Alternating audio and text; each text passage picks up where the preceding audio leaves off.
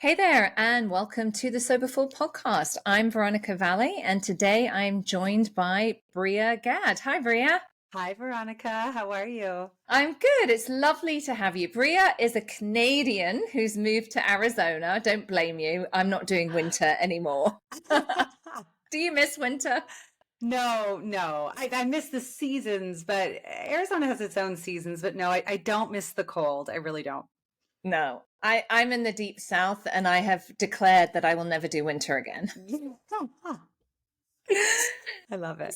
So, Bria is also known as the period whisperer. And she is, well, why don't you tell people what you do? You'll do a better job than I will. Oh yeah, sure. Yeah. So, I think that the short story I'd say, or the brief overview is I originally kind of built my life and career when I was having young kids as a personal trainer and nutrition coach. And, that was all wonderful and working really well for me until I was around the age of like 35, 36, 37. And I really saw this shift in my clients because often, especially in the health and wellness world, I think you end up attracting and working with the people who are like you, which because you can really relate that way. And so I started really noticing this shift in them and how they're feeling and the results they were no longer getting. And sleep struggles and menstrual struggles and things that just were cropping up that hadn't been there before. And then, Veronica, around the age of, it was 37 for me, I started noticing the same things in myself. And, when you're in the wellness industry, like I knew I didn't have everything figured out, but I was like, well, at least I have my health figured out, right? Like I'm still figuring out this parenting thing, like all these things that we try to sort out. And everything just really started changing. I started noticing a lot of things like a lot more anxiety, which I'd never had before. I was gaining what I call undeserved weight when we're doing all the same things and all of a sudden we're putting on weight we don't really know why, and noticed some real menstrual changes. And then the real kicker for me was my sleep started to go. And when that happened, I was like, okay, something's not up. I went to my healthcare practitioner who was amazing and asked all the questions and did all the blood work and kind of looked at me and was like, Bria, you're the picture of health. And I remember thinking, so glad that I don't have all the awful things that come up when we Google, like night sweats in the middle of the night, right? But it was a really kind of disheartening moment for me to think, okay, if this is the picture of health, I don't know. I don't know what the next 40 years, like, I don't know how this is going to roll. And it really kind of pivoted me into a much deeper understanding. I became a certified holistic health coach with a specialization in female hormones specifically, and a functional diagnostic nutrition practitioner, which is just a really robust way of saying I go really deep into the body and look at, all of the symptoms and systems of what we experience in women, specifically in the perimenopause years, which I really look at as like typically 35 to 55 could, give or take for women. Which is not a short amount of time. It's That's massive. 20 years. Yeah. And it's ironic, right? Because it's like a reverse puberty. And, puberty is intense for anyone who remembers it or has teens going through it right now, like I do. But it's like 5 years, versus, a 20-year span of this massive hormonal shift that's as significant as puberty, as postpartum, as pregnancy. And we're just vastly undereducated on it. So for me, I remember thinking, like, if I don't know these things and I'm in the wellness industry, how on earth is any other woman who has a beautiful career doing something not in this industry ever going to know these things? And that really, dove me and drove me into this mission of helping educate women and make it really simple on what's going on in their body and what they can do to support it during this time. Okay, so that's the reason that I wanted to have you on. I get solicited with like, oh, this amazing podcast guest for you. And I'm like, this person has no idea what my show is about. But you caught my eye because of the work that you do. And I wanted to do a show about this for women and the hormonal changes that they go through in relation to sobriety. Yeah. Because when you are on a sober journey, day 8, day 30, day 90 for a woman is very, very different than for a man because of these hormonal changes that we go through. And when I was first practicing 20 something years ago, my early 30s, I never really appreciated that. Like I now think I can look back and see women struggling or failing because of the hormonal changes. And we're so conditioned to just get on with it. Yeah. Just get on with it. You Yeah. just suck it up. Yeah. Don't expect special accommodations Mm-hmm. or what, there's no big deal. And I really feel passionately that's not the case. So my client group is very much Gen X women, and Mm-hmm. Gen X is now going through the menopause, which is why Gen X, just want to say Gen X women were the first women to be publicly pregnant, to talk about this kind of stuff. The generation ahead of us just quietly went away and had their babies and whatever. Gen X women are the first generation to talk about the menopause publicly. It wasn't, it's only a relatively new thing in the last few years. And those are all Gen X celebrities. Yeah. And I wanted to talk about how, like, first of all, if you could tell us about the perimenopause, how it affects what women can expect, and then we can kind of figure out how to help women when they're getting sober and all of that. So it's a 20-year thing. Yeah. Yeah. And I love what you do, by the way. I want to just throw out some mad respect for you, for your show and how you serve, because I think anyone who is listening, who is considering, a sober full life, you are doing right by your hormones by doing that. You are absolutely, whether you're all in or whether you're, ishing it, it's a good step in the right direction. So I'm really grateful to be here. Thank you. So perimenopause, I think, as like most of us, I think 50% of women don't even know the difference between perimenopause and menopause. So, menopause, as many might know, is really just kind of one day, 365 days after your period stops completely. And for women who've had a hysterectomy, if you still have your ovaries, you're still going through it. So it's not like it's just gone because you're not bleeding, for example. Everything leading up to that is this perimenopause transition. And it really does begin for all women around 35. So yes, this big chunk of time. And I always think there's three major things really going on. Number one, whose job it is, who's handling these hormones, which is continuing life as we know it, right, is currently our ovaries, and it's transitioning to our adrenals. And our adrenals are our stress managers, amongst other things. And so the state of those adrenals, how we're nourishing those adrenals, what's going into our body that might be impacting those adrenals, all going to play a role in this change and the severity of symptoms you might experience. Certainly the amount of these hormones are decreasing, right? Because we're going from a period of having the most amount of hormones we can so that we can create and reproduce life, to not having that same amount. But that really shouldn't cause us too much grief, or there should be opportunities and support for us with that grief. And then the final thing I think is always really important to understand is what's going on in our brain. So the shifting of these hormones, is really impacting a couple parts of our brain that are our memory encoders and retrievers specifically. So when we are at this stage of midlife, if we're managing a lot of stress, we might actually start to be more irritated by things that we were able to kind of brush under that rug or push through, as you mentioned. We might start to have, rememberings of past traumas that maybe we didn't deal with. So a lot of stuff is coming up. And I really look at it like, instead of walking on concrete, going through, all the weathers and storms of life, now we're on a suspension bridge where it's just a lot more rickety, like any transition, right? Anytime you've ever moved or changed jobs or gotten married or gotten divorced, it's a lot of shaky ground during that time. And the more stability we can create for ourselves and our health in that, the better the transition is going to go.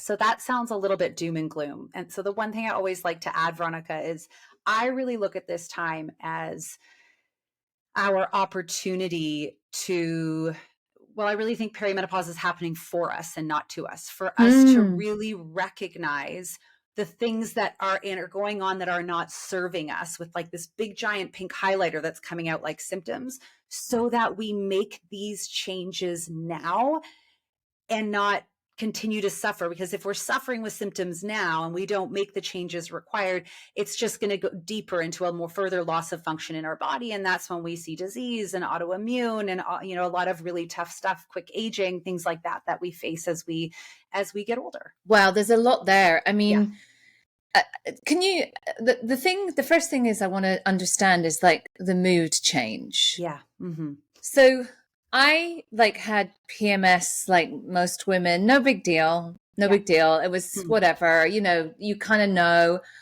Like I've had clients. I have one client who she had, is it premenstrual dysphoria? She would literally be PMDD. she would be suicidal. Yeah. And that's not normal. I mean, that's just not how Yeah. I can't even get my head around that. Yeah. My best friend has really bad endometriosis, and she would have to take to her bed. So I got off relatively, I was on the contraceptive pill most of my adult life. And then it was about 5 years ago. I'm 51. So it was about 5 years ago.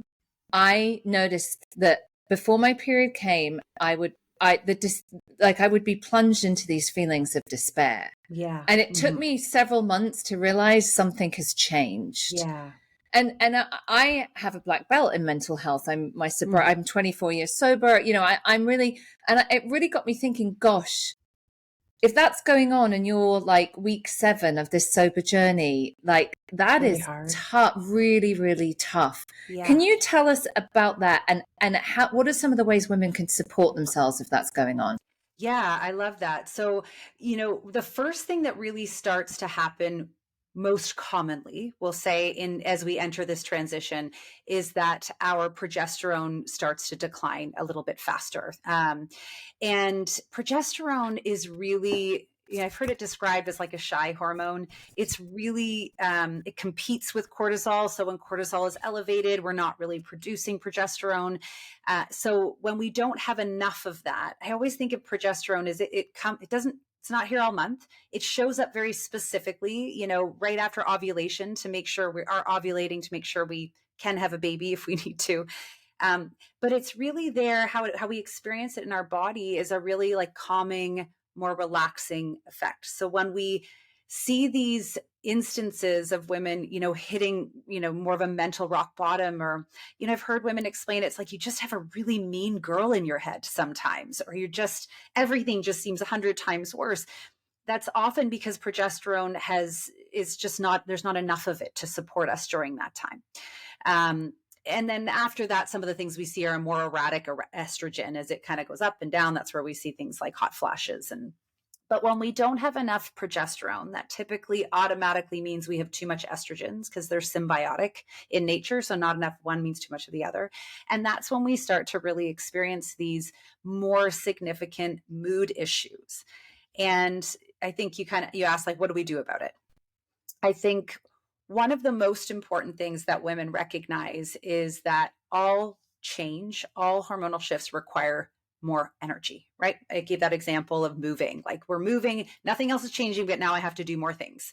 And we have to be really careful of the things that we're doing in our life that are taking our energy. So we need to make sure first and foremost that our energy supply is meeting the energy demand in our body. And I think this is really the foundational piece of supporting your body in perimenopause.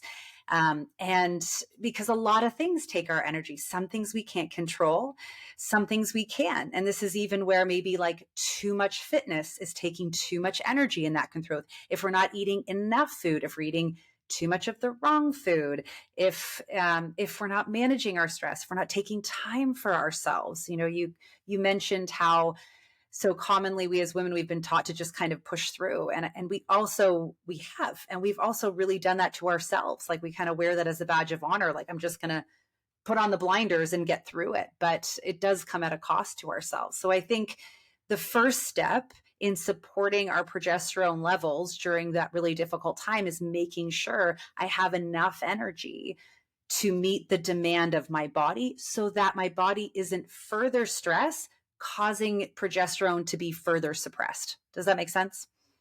Yeah, and that fits really well with what I teach about balance and the pillar of balance, and that our needs.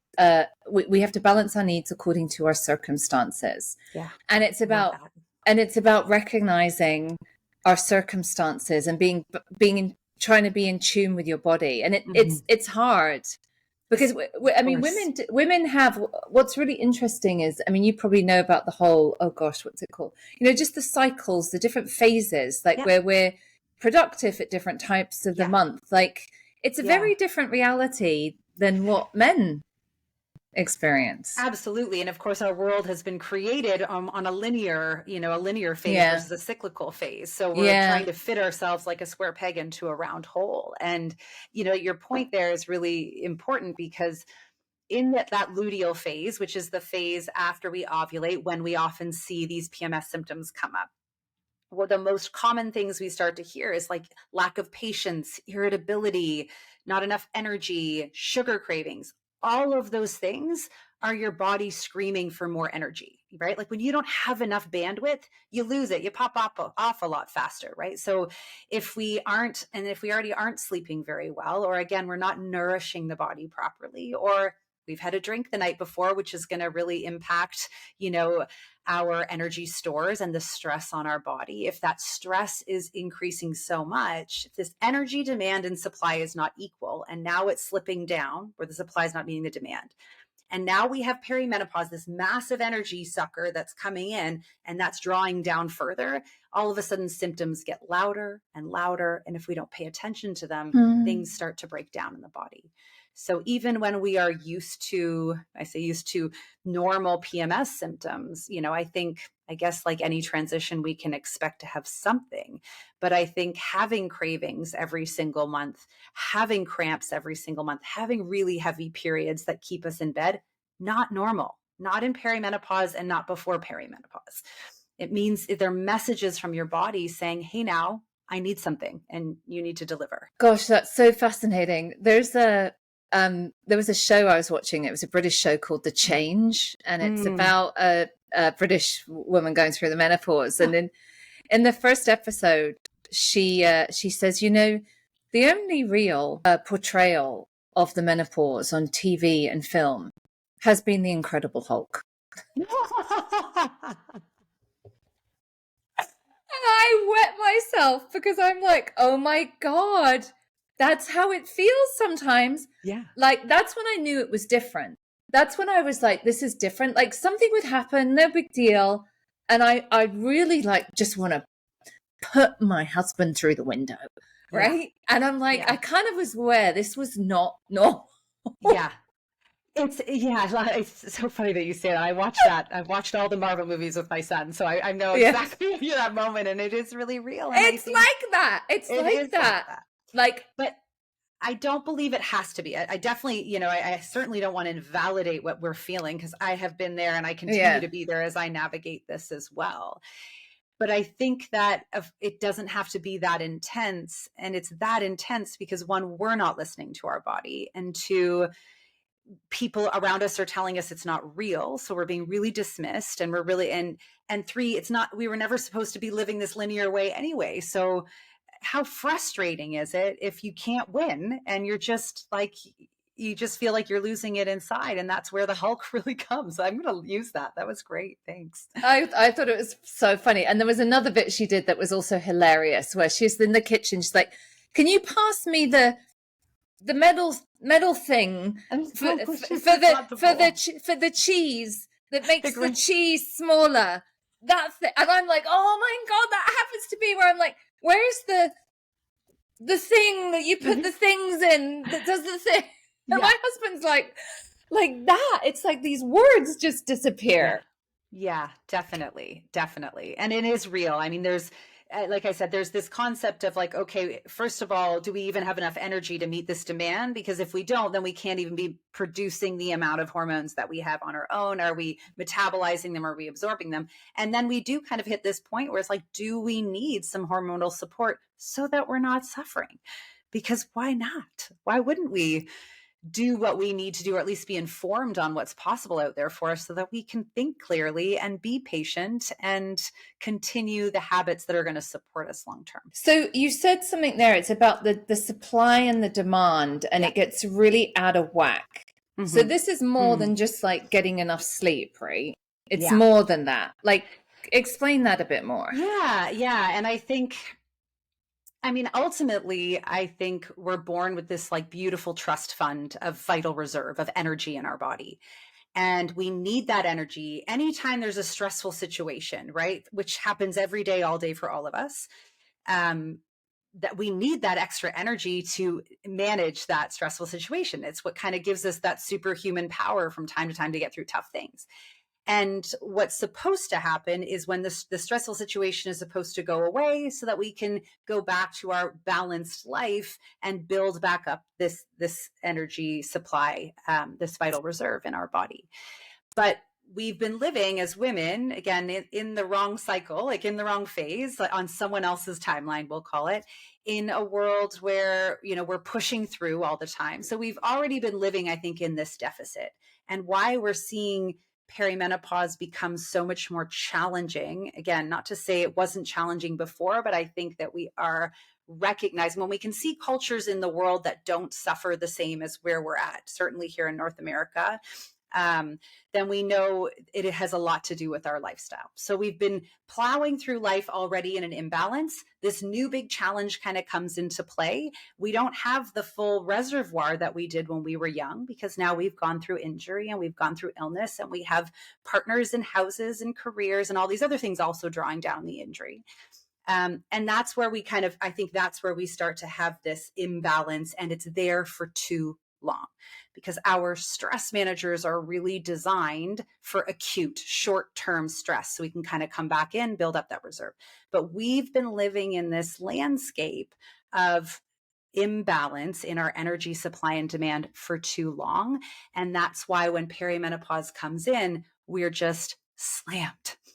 And anytime we're in a chronic stress situation, anytime cortisol is elevated in our body because we're experiencing some form of stress, our hormone production is inhibited, it's suppressed. And that goes the same with, to try to make it more relevant when we're people who are drinking, it's a stress on the body.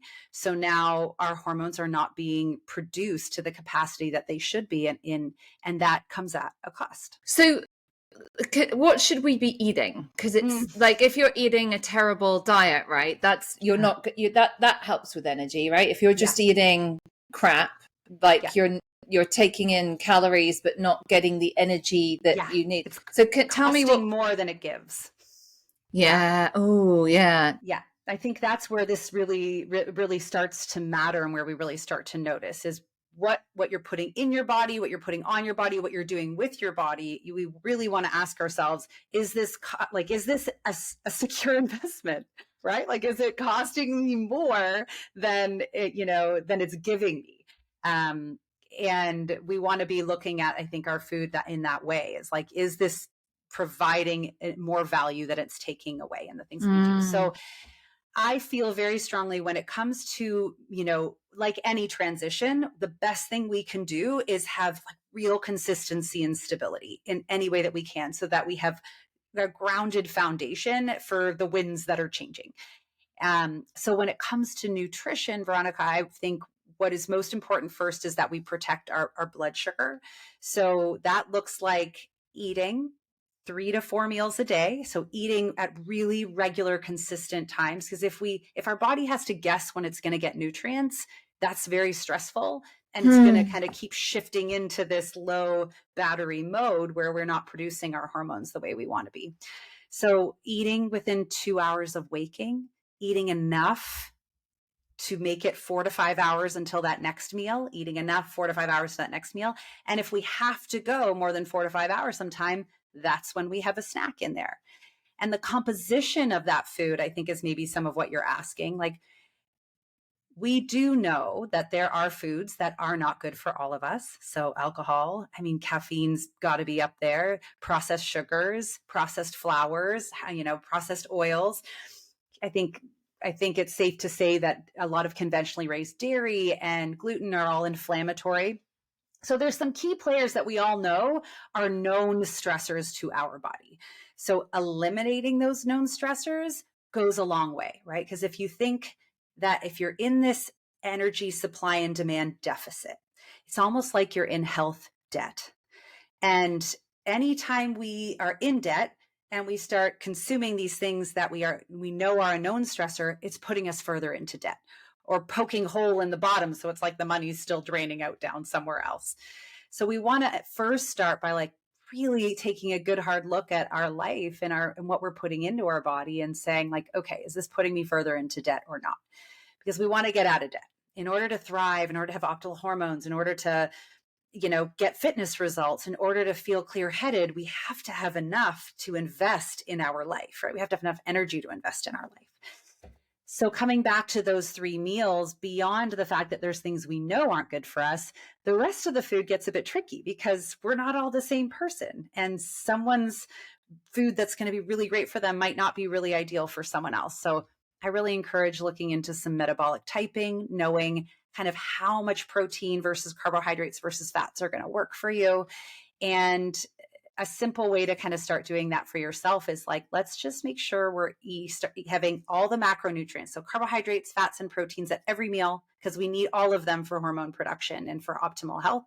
But the amount is what we're looking for. Let's start with 20 to 30 grams of protein per meal. Let's have some fats. Let's have some carbohydrates. And then we listen to our body. Does it keep me full and satisfied until the next meal? Am I like forgetting things in between my meals? Because that has a lot to do with how we're nourished. It's one of the largest energy supplies that we get to provide for ourselves is what we eat. Well, thank you for saying, one of the best thing you can do for your health is to not drink alcohol. And I know from my clients that the best thing you can do for the perimenopause and the menopause is to not drink alcohol, because the impact that has. I have, that's my client group, as I said. I'm just, it's such a struggle. And then like the way it interrupts sleep. Oh. Which is our second big opportunity for energy, right? So that's a really big one. Yeah, it massively impacts that. And I think sometimes we can get caught up in thinking that it's a calorie thing. But ultimately it's a stress thing. Like the moment we put stress on our body, then that cortisol is elevated to bring us back into balance, to help us survive the stressful situation. And all other hormone production is inhibited. So you're right. This is why one of the big reasons it's so critical to really be conscious of drinking during this phase or eliminating it, because it's adding to that health debt. What about exercise? How key is that, and how does that change? Yeah. I mean, I think exercise is one of our key health pillars. So I think sleep, nutrition, movement, and stress management. And we'll add some pleasure into that stress management, because I think that's a big piece of that. When it comes to movement, I like to call it, there is functional movement. So movement that our body needs to function optimally, which is walking 10,000 steps in a day and stretching. Those are things that we need in order to age well. If you are trying to lose weight, walking 10,000 steps in a day is probably going to burn you 300 calories. That's enough for weight loss. So I think when we're navigating a transition, we want to make sure first I have my like kindergarten basics of my movement down first. Once we have this foundational piece, if you have the energy, yeah, we know that like resistance training can really be so powerful for supporting our hormones and for our mind. And some cardiovascular, especially if it brings you joy, can be really, really important in your life. But I think where, you had talked about, there's almost like, I don't recall what you said exactly, but almost like there's phases and seasons of our life. And because we know this is a higher energy demand season, if you're going to add more demand by, lifting weights or doing things like that, you better make sure you have the supply to support it. Otherwise, what's going to happen? A deeper imbalance. And this is why we see a lot of women, working out still and gaining weight, or working out and feeling exhausted or more depleted or having no libido. Like those are things that shut down really quickly when our energy supply and demand is off. That is my biggest takeaway from this conversation. I can see it visually now in the supply and demand. Like that, you just so perfectly said that. I'm so glad. And when you can visualize it's like, because it isn't how I was when I was 40 or 30, the supply and demand has changed. And I love that you said movement, because that's what the pillar of movement. You The call it pillar of that too. balance. Yeah, the pillar of movement. It's just moving your body. It's like, Yeah. don't go and do an Iron Woman or whatever, or run a Mm-mm. marathon. I mean, by all means, if that's your thing, do it. Yeah. But like, just move your body, right? Just Yeah. move your body. Yes. I think in this day and age, women, this like our Gen X women, and I'm a part of that too, we are asking Olympic levels of output of our bodies, but we're not treating our bodies like Olympians. And, all good Olympians know that you have to fuel for it. You have to sleep for it. They have off seasons, they have massages, they have rest Mm. periods, they have cross training, and we're not doing that. So we need to get a little bit in check, like, okay, what am I asking of my body? And do I have the resources to provide for that right now? And if not, what do I need to do to get there before I ask that of my body? Oh, that you've put this so beautifully. Okay, terms of like supplements, things like Mm. that, what do you recommend? Ah, so I'm as a functional practitioner, I'm a big believer in like test, don't guess. I don't really want to be going out and like buying a bunch of things and not knowing what's the quality and do I really need them, or am I just going to be peeing a lot of expensive money in the toilet? However, I will say, because I like to leave things first, it is difficult to get all of our nutrients from our food these days, especially with the busy lives we live. What I see most commonly in my practice is that women could always use a really good magnesium to help at night. It's a mineral that we're all very deficient in. So a good magnesium, I like magnesium glycinate. It helps with sleep at night. Omega 3s are another one that really help with, hormone metabolization, which is really important for us right now. And it's really difficult for all of us, especially in North America, to get that. So those two in particular are ones that I feel like you can take that, and just a really good quality um, multi-mineral and vitamins. So we're getting like our zinc, and we're getting our, everything that we could need in that one. You can't go wrong with things like that to start. But if you really want to understand where the needs of your body, then invest in some functional testing if you can, because it's going to give you a clearer way. What's functional testing? Yeah, so I'm glad you asked. So functional testing is really it's different from a typical test that we might get from our doctors or even our naturopaths, who are really there to help us survive and look to diagnose something specifically. Functional lab work really looks at a subclinical level at the body to at non-specifically. So we're not looking for anything in particular to say like, well, are these markers here for this one problem?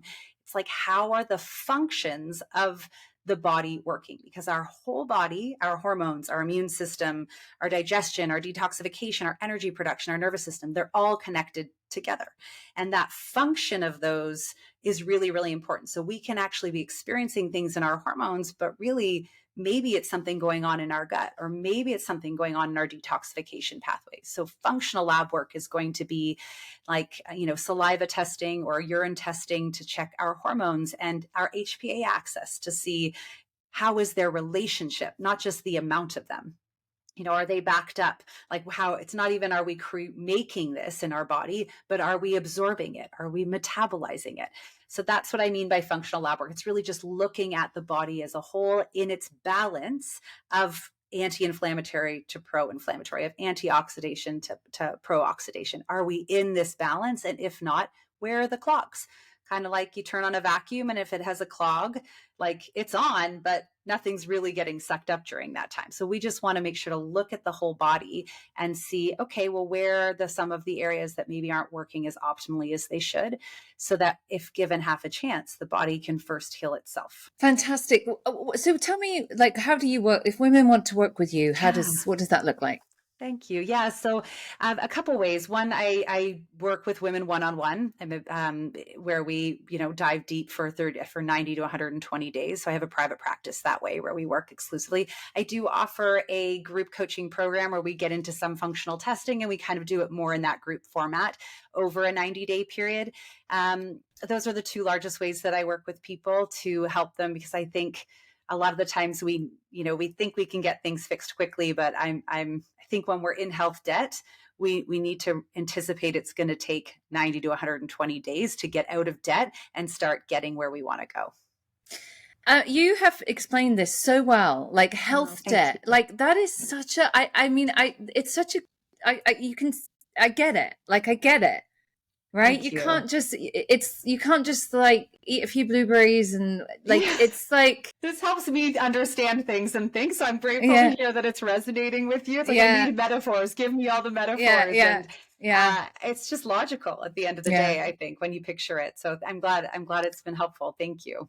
Yeah, and yeah, drinking too much alcohol is a health debt. You're It like is. it's one of, I mean, there's lots we can do. It's the first biggest step, It but is. then we can really start like honoring our bodies, right? And Mhm. these changes that we're going Yeah. through, and I it seems like you have a very kind of like, we can thrive through this. This is Yes. not right. Yes, Veronica, I think, like, so I meant, perimenopause happens for us and not to us. Research shows us that women, especially post-menopause, like that Yeah. this is our second spring. Like this is a Yes. time for us Yeah. to have more confidence and more clarity. And it makes sense because we've kind of been hormonally hijacked in the name of keeping the world and life going from, puberty until now. But now we don't have that every single month where we're being distracted by prioritizing other human life over ours, or now we get to think just about ourselves and how we feel. And I think like that just gives me shivers when I think about the Mm. magic that can be unlocked by women, and Yeah. certainly letting go of things that keep us from hearing our body is really, really important and helpful. Yeah, I remember reading about this, about in the natural world, when animals, female animals stop reproducing, they're not like, they die not long after, because it's not, they don't have any other purpose. But women, human women, we have decades Mhm. after the menopause where we can be productive and dynamic, and I found that really interesting. Yeah. Yeah. And I mean, you see it like in the world, there's, a lot of proof of women who've been the most successful they've ever been, starting in their 40s and 50s, because we're moving through this shift and we can really hear just what we feel, not only half the month, the other half the month. We can finally hear it all month long. And I think that just gets really exciting for me. And I think if we have a different lens like that on this, we're going to see some amazing things from women coming in the decades to come, from Gen Xers and Yeah, yeah, millennials. Mhm. yeah. Brilliant. Bria, where can everyone find you? Thank you. Yes, come and check out my podcast as well, the Period Whisperer podcast. That's where I talk a lot about these things, or hang out on Instagram at Bria_period_whisperer. Are you on social media? Yes, so that's Instagram is at Bria_period_whisperer. I'm on Facebook as well, but I find Instagram is where I hang out the most. And you can always find me on my website as well, BriaThePeriodWhisperer.com. Brilliant. Thank you so much, Bria. It was Thank great to have you. you on. Let me Thank know you. what you think of the episode, and make sure you hit the subscribe button. All right, everybody, take care. See you next week.